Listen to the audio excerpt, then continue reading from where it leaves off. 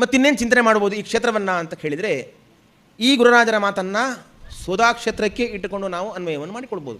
ಗಿರಿಗಹ್ವರ ಕಾಸಾರೆ, ಅಲ್ಲಿ ಕಾಸಾರ ಅಂದರೆ ಸರೋವರ, ದೌಳಗಂಗಾ ಸರೋವರ ಇದೆ. ಸರೋವರದ ಸಮೀಪದಲ್ಲಿ ಗುಹೆ ಇದೆ. ಗುಹೆ ಅಂದರೆ ಯಾವ ಗುಹೆ ಅಂತ ಕೇಳಿದರೆ ಹಯಗ್ರೀವ ಗುಹಾ ಅಂತ ರಾಜರು ಹೇಳ್ತಾರೆ.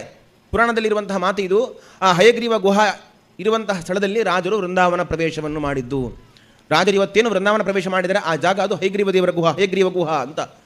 ಗಿರಿಗಹ್ವರ ಕಾಸಾರೆ ತಪಕ್ಕುರಿಯಾಂ ಹರೇ ರೀತಿ ಅಂತಂದರೆ ಗುರುರಾಜರು ಒಂದು ರೀತಿಯಲ್ಲಿ ದೌಳಗಂಗಾ ತೀರದಲ್ಲಿ ಆ ವೃಂದಾವನದ ಸನ್ನಿಧಿಯಲ್ಲಿ ಇದ್ದುಕೊಂಡು ಅವರು ತಪಸ್ಸನ್ನು ಆಚರಿಸ್ತಾ ಇದ್ದಾರೆ ಅಂತೇಳಿ ನಾವು ಅನುಸಂಧಾನವನ್ನು ಮಾಡಿದರೆ, ಅಲ್ಲಿ ಹೋಗಿ ಅಂತಹ ಸನ್ನಿಧಾನದ ದರ್ಶನವನ್ನು ನಾವು ಮಾಡಿದೆವು ಅಂತಾದರೆ ನಮ್ಮ ಈ ಜನ್ಮದ ಜನ್ಮಾಂತರದ ಎಲ್ಲ ಪ್ರಾರಬ್ಧ ಕರ್ಮಗಳನ್ನು ಕೂಡ ಗುರುರಾಜರು ನಾಶ ಮಾಡಿ ನಮಗೆ ಸಾಧನೆಯ ಮಾರ್ಗದಲ್ಲಿ ಹೋಗುವಂತೆ ನಮಗೆ ದೊಡ್ಡ ಅನುಗ್ರಹವನ್ನು ಮಾಡ್ತಾರೆ. ಇಂತಹ ಚಿಂತನೆ ನಮ್ಮ ಜೀವನದಲ್ಲಿ ದಿನನಿತ್ಯದಲ್ಲಿಯೂ ಕೂಡ ಬರಲಿ ಅಂತೇಳಿ ಗುರುರಾಜರಲ್ಲಿ ವಿಶೇಷವಾಗಿ ಪ್ರಾರ್ಥನೆಯನ್ನು ಮಾಡೋಣ.